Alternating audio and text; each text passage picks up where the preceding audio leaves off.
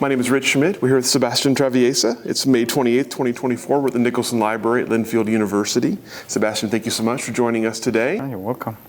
First question, why wine? So I fell into wine at the end of my college career. I wanted to learn French.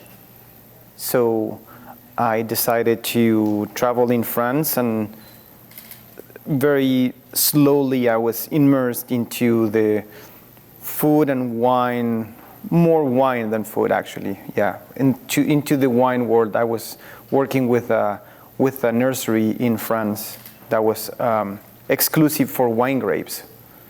So it was part of the propagation, wine, understanding the final product, vineyards.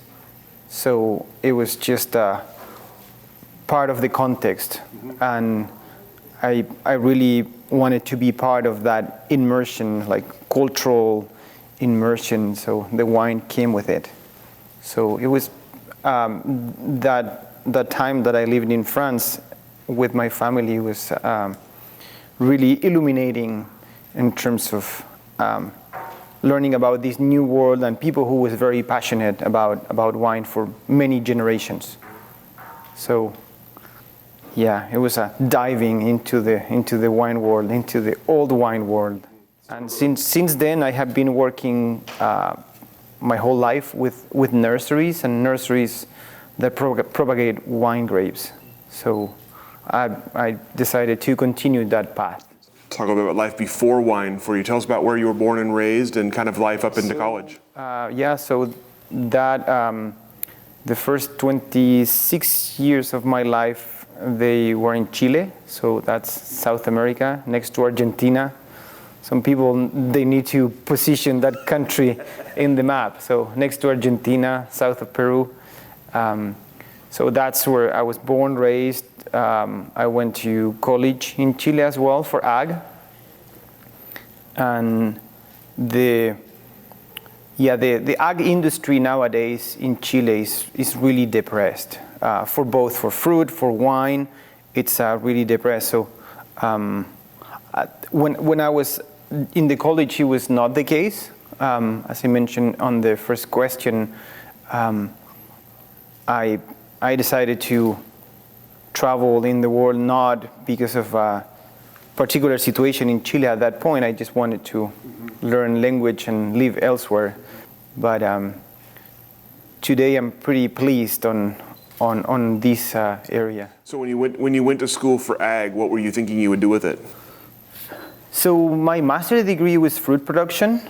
That was the strength of the country. Chile is a big producer for avocados and table grapes. At some point it was the largest producer of table grapes. Apples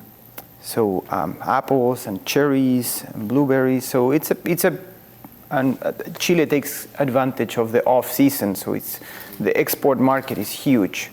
So I was in college, I was working with a nursery in Chile. I've been working with nurseries since a very young age. I was into the master program for fruit production, so I thought I would be working on that. And so towards the end of my career, I started working with nurseries, and I said, okay, this is super dynamic. So the ag, when you're in ag, is a very seasonal activity, and the nursery, it's like a fire. There's always something going on in the propagation. It's very, very dynamic. You're always growing new crops, so it's very active, and I really enjoyed that dynamism on the nursery industry. And I said, okay, I think this is the path I would follow, which is a very, if you look at the ag world, the nursery is quite small for that. It's necessary, but it's quite small. So I really enjoyed it and decided to stay in the nursery. And then from that nursery world, I realized that the path that I was enjoying the most was the grapevines. So, yeah. And why was that? What was special about grapevines? I think if you look at the majority of the ag products, they are all commodities to a certain extent, and the wine is not the only one. I think that's an overstatement, but there's very few products where there's so much passion involved, like looking for perfection. If you compare with other crops, there's always the cost would be the number one related to that particular crop. When you work with wine grapes or with wine, in many cases, quality comes as the number one. So that was really, really interesting to me to work in something where, in some cases, not always, you're like pursuing quality, not necessarily quantity or how to cut cost.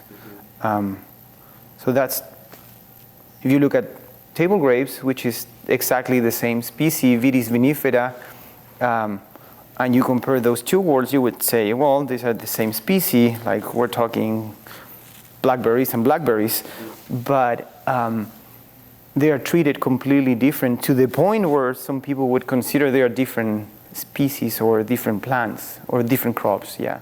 So you made the decision to go to France then. Tell me about that decision and what you hoped to get out of it. What was your plan going there? It was pretty simple. I just wanted to learn French. I wanted to learn French, and I said, okay, I have to go there. When I was working in Chile, I had this opportunity to work with a French consultant, which is a really large nursery in France. So I said, okay, it seems like it's a good avenue to explore, to get more in touch with these people. And they, at some point, they invited me to work with them in their nursery in France. So from there, I was in France for 2 years with them, with the Mercier family, working in their nursery, which has been around for over 100 years. So right now, it's the fourth generation working in the nursery. So they have a big know-how. And towards the end of that second year, they decided to open a nursery in California, very close to Napa. So I was strong in production. I was not hitting the roof in France, but when you're part of a family business, especially an ag family business, it's pretty hard to hit the roof in terms of what are your possibilities for expansion. The family is above you, and so that's a solid wall to grow through. So they said, hey, do you want to take care of the production in California? And I thought it was a great opportunity to open the wings and go for another trip. So I was running their nursery for a little over 10 years in California, and we ended up selling that nursery to a larger corporation. So I think it was quite successful. It was a good dive into the viticulture, winemaking, vineyards in the U.S. Yeah, it was good exposure. And so that company was sold to a larger corporation. So I worked with a big corporation for a little bit, and I realized that it was not my fit. I wanted something, preferred to work with a family more than a corporation.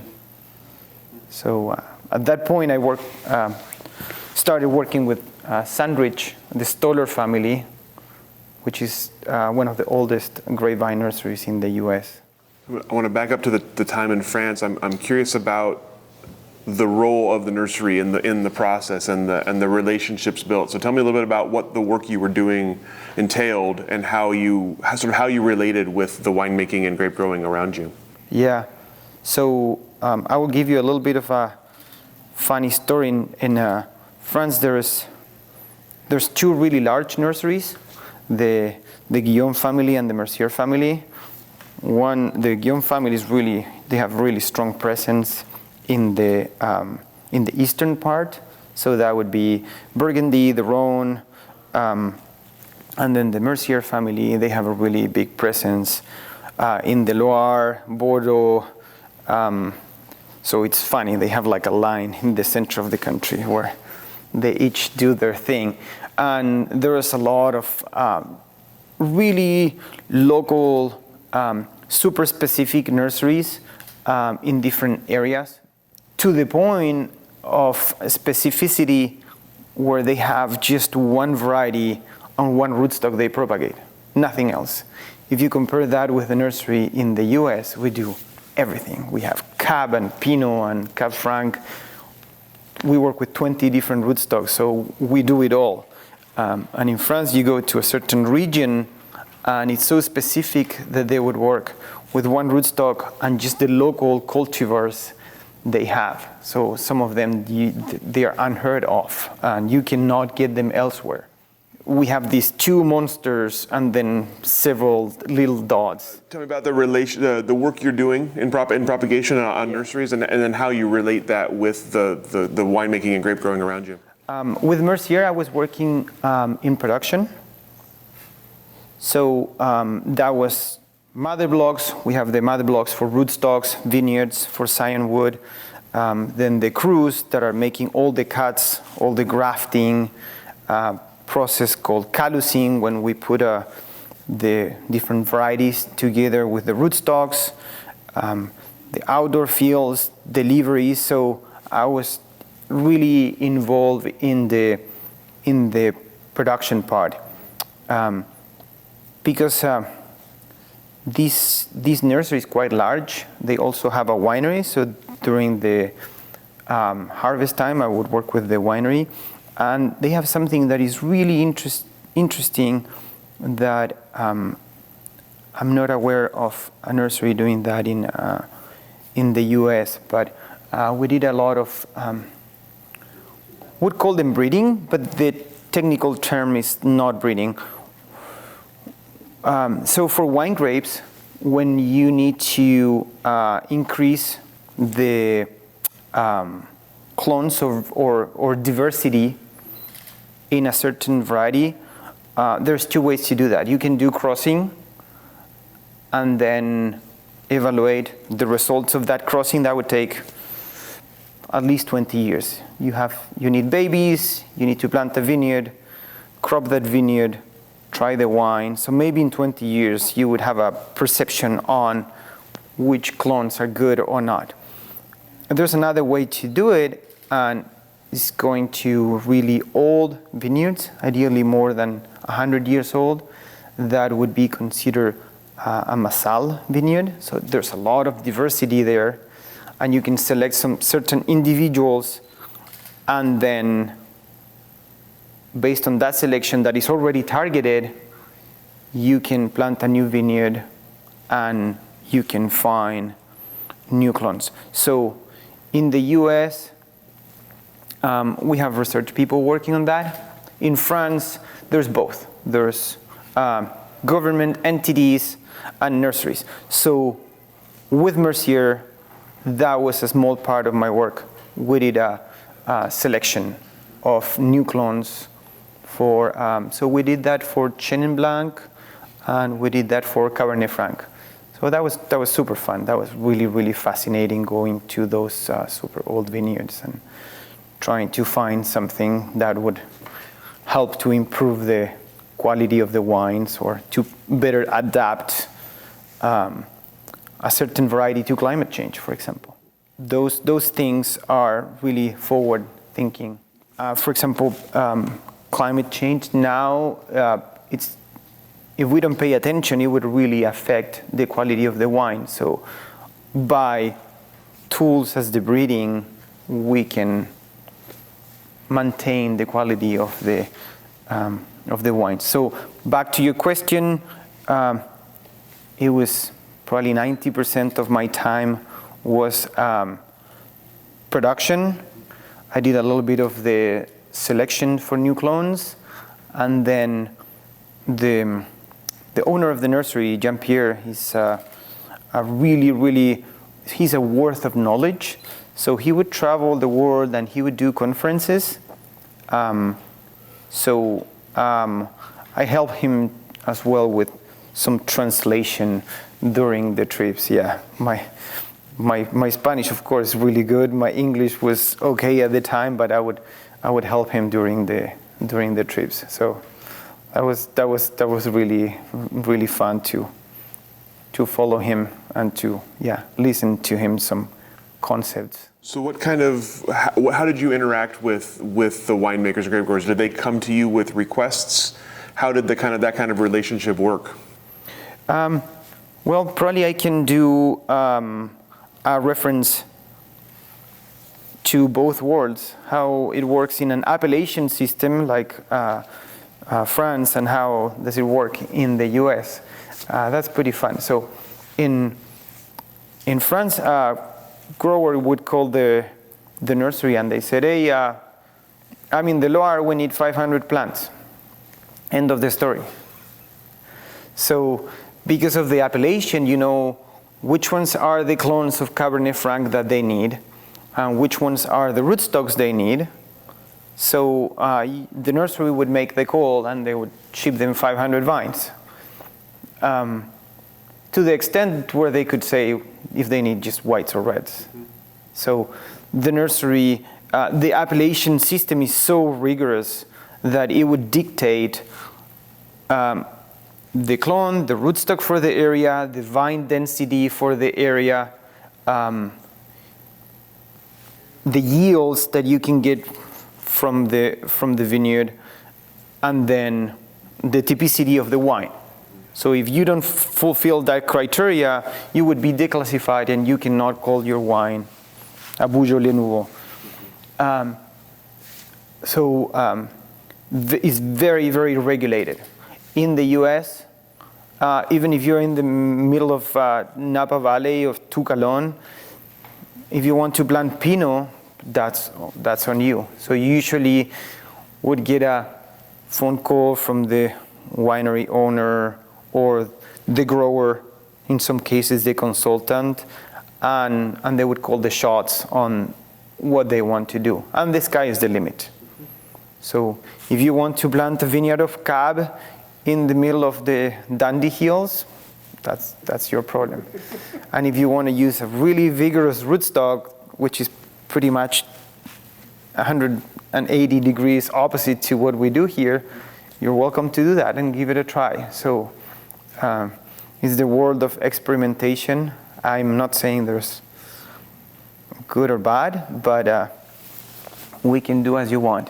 One, it's a long-term vision, and I appreciate that. I think by having a system as an appellation is a really long-term vision. But it really ties your hand in terms of experimentation and improvement. I have seen cases where the appellation system is not working. I don't know if we have time to go an example for that.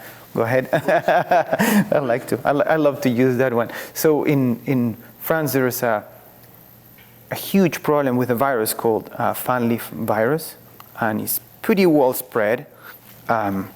So that really affects the vineyards. It affects the yields, affects the quality, affects the life expectancy of the vineyard. And the only way to fix that problem is to remove the vineyard. So we have that problem in the US, and the only way to fix it is to use a certain type of rootstock that is pretty vigorous. So some people would question the quality of the wines you would obtain with that, but it works. And you can have a fruitful vineyard that would last for 20 years, 30 years. And I can think of 100-point wines that are coming from those vineyards with this rootstock that in a normal world would be considered too vigorous. So that's something that could be implemented in France, and that would solve the problem. Well, the appellation system is so rigorous that would not allow that. So probably the doors would be open in 20 years when they do all the research and the approval process. Yeah. So it's interesting. There's beauties on both scenarios. So tell me about coming from there to California. What were the biggest differences outside of that, outside of the sort of the appellation system? What were the biggest differences for you in the work you were doing? Oh, I think I have 100 French friends that would kill me for saying this, but I would just be honest. So we lived in an area in the department of La Vendée, which is like it's a little gray. The water table is pretty high, so there is a lot of wetlands, les marais, they call it des marais, and so due to these climatic conditions, the people are always smoking and kind of long dark coats, and they're very serious, and they have this expression for saying that something is good. They said it's not too bad. They don't say it's good. They say it's not that bad. So I remember that, and then we moved to California, and like the sun was right there, and everybody was smiling and a very positive attitude, and that was so shocking for myself, my wife, my kids. You go from this that is not bad, dark, gray. It's beautiful though, don't take me wrong, but I think that pessimism or that attitude towards life was starting to take a toll on us. And we moved to the US without knowing that, but that was really shocking. And then the industry was quite different. The industry was interesting. In France, the nursery had a big say on how to do things, and in California was all about customer service and adapting our nursery product to our customers.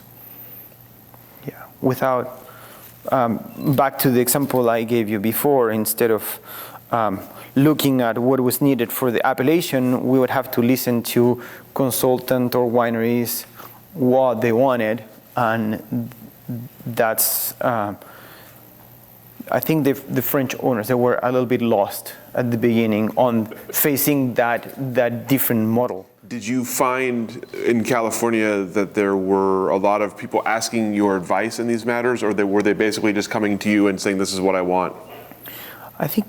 I think some of the techniques and know-how, rootstocks, some people that were interested to listen about that, but you have to think at the end you're dealing with farmers, and farmers, they are really conservatives. They have one way to do things, and in order to change that, it takes some time. It takes some time. Sometimes they are not willing to. So I think that's one of the beauties of the Willamette Valley. Even if you're dealing with old, grouchy, very traditional growers, they are willing to have an educated discussion about how to do things differently. So before we get up to Oregon, I'm curious about in your time in California, you said about 10 years there. Yeah. Tell me, did you notice drastic changes or shifts in what people were asking for, or what their expectations of you were? Well, that was a pretty challenging time when we started the nursery in California. The red blotch hit us at the very beginning. So we had to navigate waters with the red blotch virus, which is a big unknown at that time. So having to navigate with that ambiguity on what the heck we should do. We were planting vineyards, and in 2 years the vineyards would be infected with red blotch, and we needed material to propagate. So that was really, really tough. So at the beginning we came with this strong French way to do things and to make decisions that didn't work. So that was the first kind of shake to the business. And then once we started to figure out how to deal with an American customer, then we fell into the second storm, which was the red blotch. That was a tough one. I think now nurseries, they have a better grip on that. We have a good grip. We still don't know the vectors for that virus, but we have a pretty good idea on how to deal with it. Towards the end, I would say year 10, we had a good grip on what type of, how to propagate clean plant material, how to make, the two big products for the nurseries are field-grown dormant vines and potted vines. Those are for most nurseries in the US. So towards the end, we had a good grip on how to propagate those two to the standards in the US. Yeah. Well, I take that back. For the standards in California. The standards in Oregon are different. Yeah, just the growing conditions are so different. So obviously you mentioned red blotch, and obviously there are so many of those viruses, pests, things like that you're dealing with. So how have you stayed on top of the challenges like that and of various rootstocks and various solutions to those kinds of problems? Yeah, so with Sunridge, I've been with Sunridge, that would be year 8. So the installers, the owners of Sunridge Nurseries, on 2010, they bought a really, really large property in Cuyama Valley. That's between Bakersfield and Santa Maria. Pretty high elevation and really, really isolated. So that's where we placed all our varieties, all our cyanwood. So that's virgin ground. It's super, super isolated, and it's big. So there are other farmers around it, but that's not a viticultural area. So that isolation helps to keep any potential pathogen from coming into the vineyard.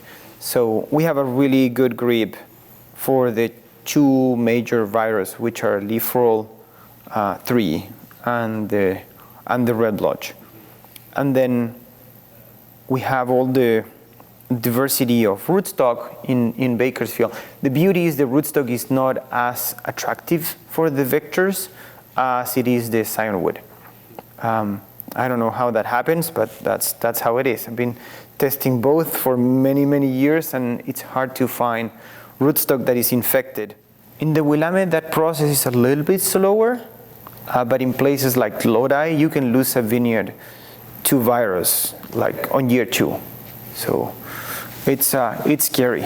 It's scary, and especially for the red blotch, not knowing the vectors, it's quite difficult. So you mentioned diversity, other than being on top of the virus. As diversity, I think that's what we call the crystal ball, where like at the nursery we have to be very, very attentive on what's happening. So we know people is planting Pinot and Chardonnay in the Willamette Valley, but our job at the nursery is to think what people is going to plant in 10 years from now. Because it takes time for the nursery to build those vineyards and be ready to answer for that demand in 10 years from now. And it's a slow process. Like, you don't have vineyards in production in 2 years. So, and the same with the rootstocks. So we have to be like listening, trying wines, traveling, and trying to look at the crystal ball on, okay, maybe we should plant a lot more Gamay at the nursery because that's where like the young consumers are going. So it's really fun. I enjoy that part. So you mentioned obviously coming to Sunridge. So tell me about that process of finding Sunridge and of sort of settling into the next job. Towards the end of my career with this corporation that bought the French nursery, I was looking for another opportunity with other nursery. So I was in this trade show. Trade shows are big for nurseries, so I was in this trade show, and this lady, she approached to our booth, and in French, my colleagues, they didn't speak French, so in French she asked me if I was interested in a potential job with Sunridge Nurseries, just next to my colleagues from the corporation. That was so fun. That was great. And I was just looking around me, and she said, well, she's offering me a job, and these guys are sitting next to me, literally. And I said, yeah, maybe we could talk about that. I would be interested in having a discussion with the Sunridge owners. So I think the next day I traveled to Bakersfield, met with the installers, and our vision for the industry was pretty aligned. And I said, yeah, let's do something. Yeah, it was, I think it was immediate love. Yeah, they made a good offer, and I said, yeah, I like this. I toured the nursery briefly with them. They explained me what they wanted, and it was exactly what I wanted. Quality, service, good vines. So, and working with working with a family, the ag business, they're a long shot business. So working with the family, I knew they wanted this nursery to be for their kids, for their grandkids. So they were not cutting corners. They wanted to do a good job. And myself, when I establish relation with a certain client, I like to do the same. I don't like to sell 10 acres of vineyard. I want to establish a long-term relation where they, regardless if some years there are people who is planting vineyards or not, I like to have a collaboration. And a lot of the vineyard visits that I do, we go to the young blocks, spend a little bit of time there, and then we jump into the older blocks. So it's a nursery service, but it's a collaboration at some point. Yeah. So how did you come to be in Oregon? There was many things that were like really killing me in California. One was the traffic. That's terrible. I'm not a huge fan of cabs. I would tell you if we should edit that part or not later in the day. It could cost me a lot of clients. And the mountains and the beach, they were pretty far from Napa Valley, and considering the traffic, they were getting farther and farther every year. And probably the last one that was really taking a toll on me was the fire season. So from 4 seasons, it turned pretty quick into 2 seasons with the climate change. It was summer and winter, with a little bit of rain or not, and then fire season. So fall was terrible, really stressful, because we would get fires all the time. So I started training someone in Oregon, a colleague from Sunridge. That was our sales rep for the area. And I really enjoyed it here. So I came here, did a training for about a year. It didn't work out. So we brought a new person to be our rep for Oregon. That one didn't work out either. And that was someone that I brought in. And then I said, you know what, I think I will do the Pacific Northwest. I really enjoy there. So we moved to Hood River about 4 years ago. And that's a perfect area for the job I do, because it's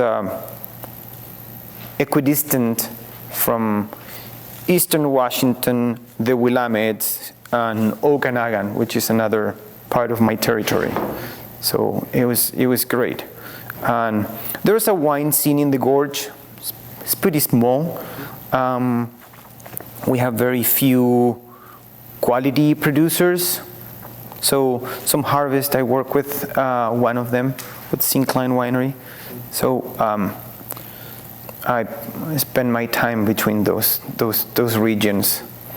But and it was really good because in the Pacific Northwest, especially in the Gorge and in the Willamette, that's where the wines that I like to drink, they are produced. So it was a perfect fit for me. What were your impressions of Oregon wine and the Oregon wine industry before you got here? What did you know about the Oregon wine industry?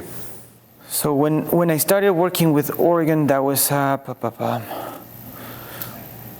about 6 years ago, a little before I moved to Hood River. I think that was kind of the beginning of the craziness on planting.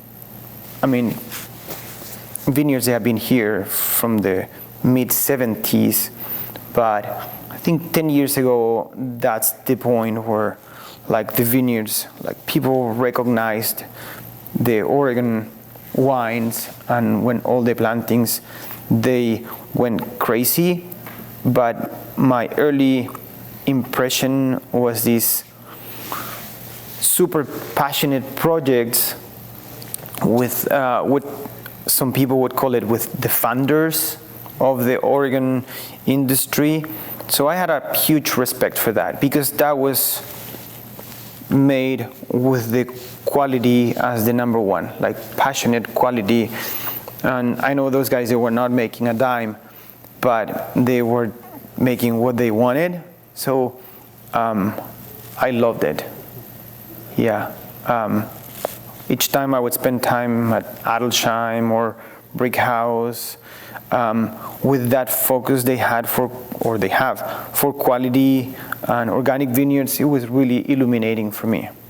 So each trip I would do to the Willamette 1 time per week or 2 times per week, I would really, really enjoy walking on those vineyards and trying to learn from them. After you settled into the job and into the state, obviously that would have been 2020-ish, pandemic and our own fire season. Tell me about as you started the role, what did you see as the biggest needs? What did you see as the biggest thing you could provide for the industry? So one of the things that scared me at the very beginning was the diversity on rootstocks in the Willamette. That was super scary for me, because I've seen failures due to the lack of diversity on rootstock. In Napa, they had one really big check. So what we did pretty early is we talked with Results Partners and Domaine Drouin, and we did I'm sorry, I was missing Patty Skinkeys with OSU. So we did a really good rootstock trial in order not to promote, but to inform growers or states about other possibilities different than the 3 rootstocks that we're using for decades. So I think that was a major potential for risk that I thought it was pretty easy for us to address. So that's planted now, and we take growers every year to take a look at that rootstock trial and to pull data in order to make more informed decisions in the future. And I think we have seen good traction and people becoming more adventurous to use different rootstocks. I'm not saying due to that rootstock trial, but it's happening. It's gaining some momentum, and I'm happy about that. Yeah, it's easier for the nursery to do just one, but right, like one rootstock, one variety. That would be the dream, but it's not a long-term approach. Another thing that I see the need, but it's difficult. It's in terms of varieties. There is in the valley we have Pinot and Pinot Gris, Chardonnay. It's pretty limited. And there is certain varieties with better disease resistance and better yields. I'm not saying the wine quality is better, but it helps for a more sustainable type of farming with less spray. So I've been advocating for growers to try those. Like, I don't contemplate a project that is made 100% with hybrids, but at least to keep an open mind on that regards, because I think they could be a good addition to the palette. Yeah, there's sites that are super challenging where you have to spray on, and maybe the answer is just to use a hybrid, and the wine is not going to be a $50 bottle of Pinot, but you can farm it with a fraction of the cost. So, but that transition has been a lot slower. You know, what has been the reception when you bring that up? Wine quality. Yeah, wine quality. This is not to the standard of the product that we have. However, on working with some of the larger wineries, they understand that that could fit a small part of their portfolio. I would use an example. There's a great variety that we use in the East Coast a lot to make this late harvest, the ice wine, called Vidal Blanc. So that variety, it takes half the sprays, it yields double, so it's great. And if you use that for some of the entry-level bubbles that we can buy in the store for $15, if you make a small percentage of that bottle with Vidal, it's like, I'm sure nobody would notice that, and it could help the wineries to cut costs dramatically and spray. So it's happening. It has been just slow. In other places, well, that's not for Oregon, but in other places like Okanagan with the cold, that could be a good answer to some of their problematic. I don't know if you're aware, but those guys this winter about half of their vineyard died. Yeah, it was a rough year. It's a pretty rough. I think a third, to be more conservative, I would say probably a third of their vineyard die, a third is to be assessed, and a third is in pretty poor shape. So they have to, they would have to do a pretty extensive replant of the valley. So as you look at a project like that from your perspective, from your company's perspective, what is your role there? Are you an advisor in that situation? Are you trying to steer them towards certain types of things as they're replanting, or are you more of a listener and fulfiller? I think it would be ambitious to be an advisor, because that's probably the biggest challenge they have seen in 30 years. I think that's the number, 30 years. So trying to advise what they should do, that would be difficult. I don't think at this point nobody has the answer on what they're going to do in Okanagan. And I don't think they would have one solution. I think it would be more a multitude of solutions. I'm sure one of them would be using unrooted plants, which is something we cannot do in the Willamette anymore. But we laugh at the nursery. We said, unrooted is the best rootstock. But there's phylloxera, right? So, but in Okanagan, there's many areas with really sandy soil where unrooted could be a really good fit. So probably it would be a combination of unrooted, some hybrids, some grafted vines, but in a different way. Probably they would use some of the training techniques that we see in the rocks in Eastern Washington, where you can bury some canes. So I think that the long-term solution for them would be to use a wide range of types of vineyard in function of the varieties, rootstock or not, grafted or not. Yeah, that's how I see it. The Willamette model. I call it the Willamette model because many of the growers that I work with here, they have their vineyard and they have grass seed and they have hazelnuts and some berries. So the grapes are great, but I'm talking mostly growers, not state, and I make a big distinction there. So for the growers, some years the grapes are not the best. They are not getting a lot of money, but their grass seed is good or their berries are good, so they can make up for the long term. So I think the same answer would be for Okanagan, where diversity is the key for success. So you mentioned earlier about getting into the Willamette Valley and seeing the vineyards here. What do you see as the future here? What are the vineyards of the future going to look like here, and how are things going to change?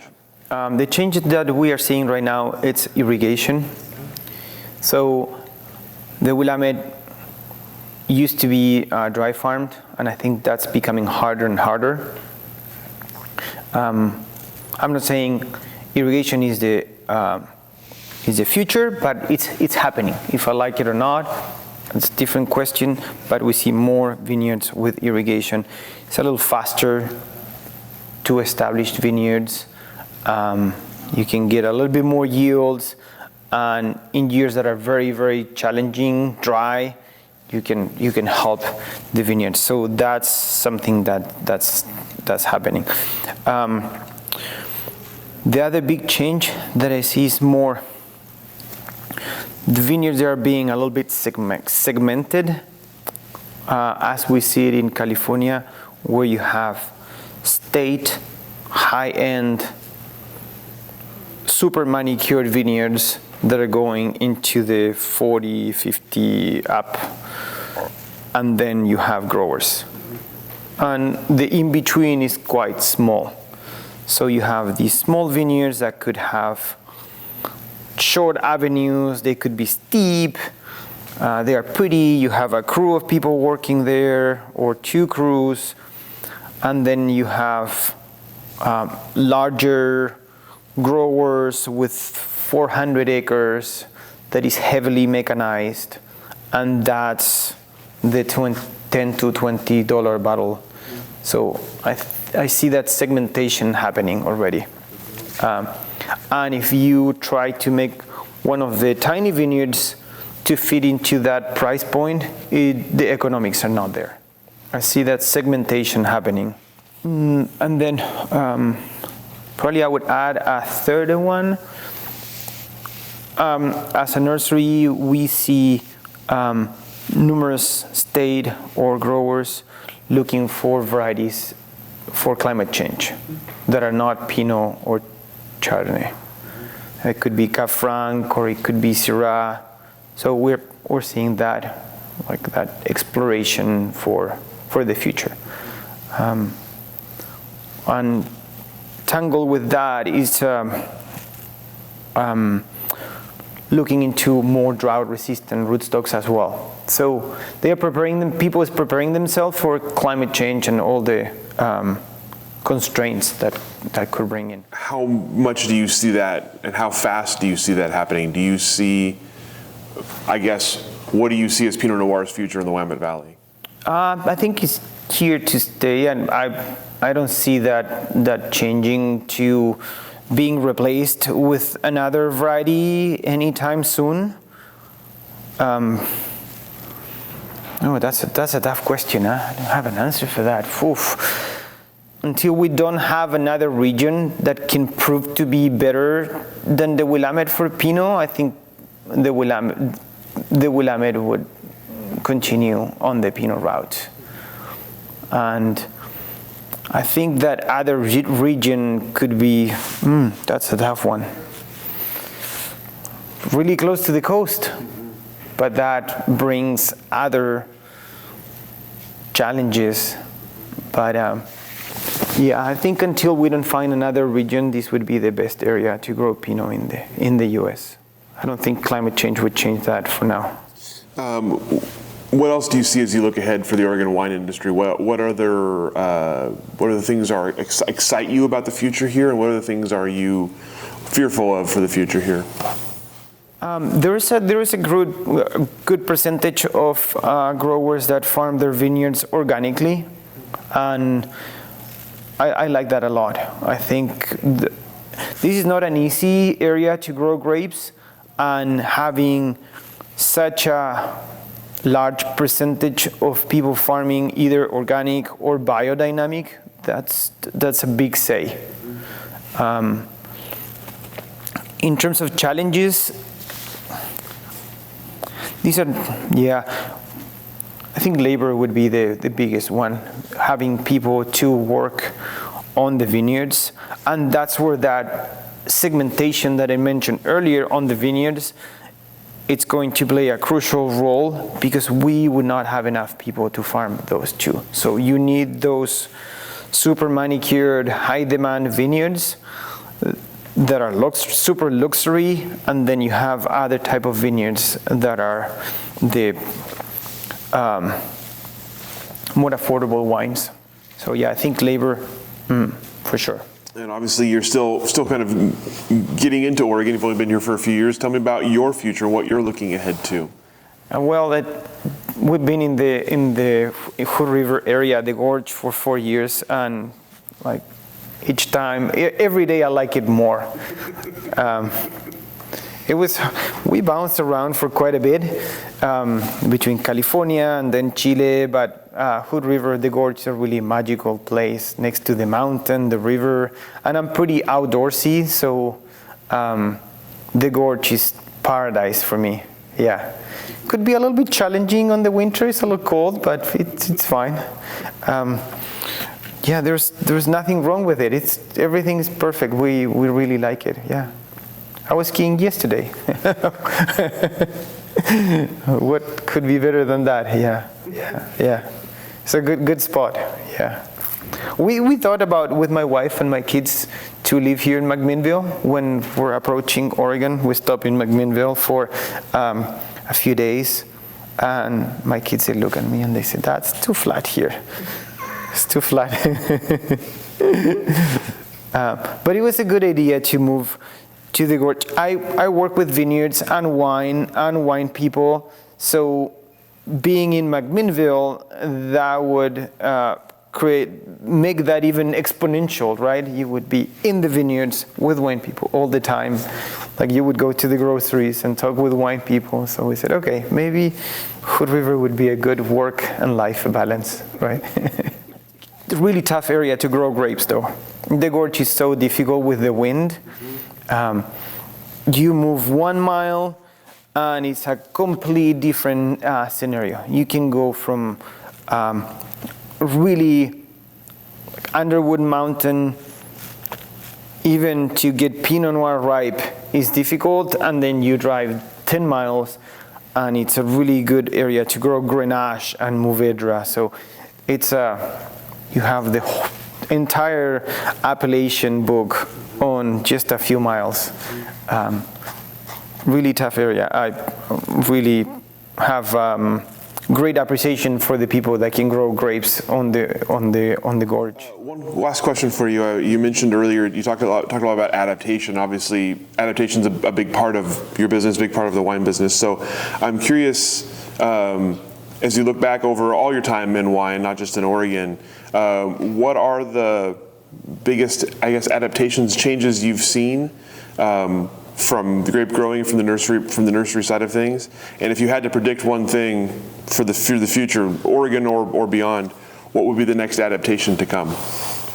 I think the climate change would be the really tough one, and we're not really well prepared for that one. So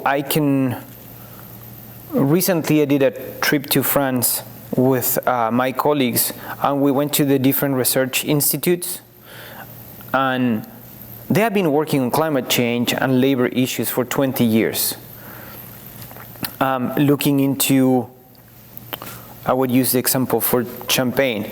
So they have their Champagne appellation, and they said, okay, we need to do something for Pinot and Chardonnay. We need to look at clones and rootstocks that would allow us to keep typicity on the champagne. I'm not talking about labor, just climate change. So we're not doing that here. We're not looking into the long shot and preparing ahead for that. I think that's the difference between a more capitalist country and a very social country like France. But I think that's going to be the challenge that's coming. We're pretty reactive. It's kind of ER strategy versus a more preventative method. I'm more advocate for that preventative method. We should be doing more research and prepare for that, because we know that's coming, right? So now when you look at mechanization, for example, who is doing that? Well, just the large growers, like Gallo is doing that, Constellation is doing that. They have those trials, those mega trials. But what happens with the small grower that cannot afford to buy a $500,000 piece of equipment to like play with mechanization, where to go? So I think it would be nice to have a little bit of that preventative. Yeah, at the nursery, yeah, we kind of react. We try to, as I mentioned earlier, we try to see where this thing is going in the, call it the crystal ball, and we try to be prepared for that. We have done some changes for labor purposes. I don't know, you have seen those taller vines. We call them magnums or ubers. So that helps quite a bit for mechanization in the vineyard, and quicker establishment and precocity, etc. So yeah, I think those are the two big ones. I don't want to talk too much about Oregon identity. I think there's people that is more qualified than me, the newbie, to make those type of statements. Yeah. All right. That's all the questions that I have for you. Thank you. Anything I didn't ask that I should have, or anything that we didn't cover? No, I think we covered quite a few subjects. Thank you. Thank you so much, sharing your time, sharing your stories with us, finding us out here in McMinnville, and go ahead and let you off the hook. Excellent. Thank you.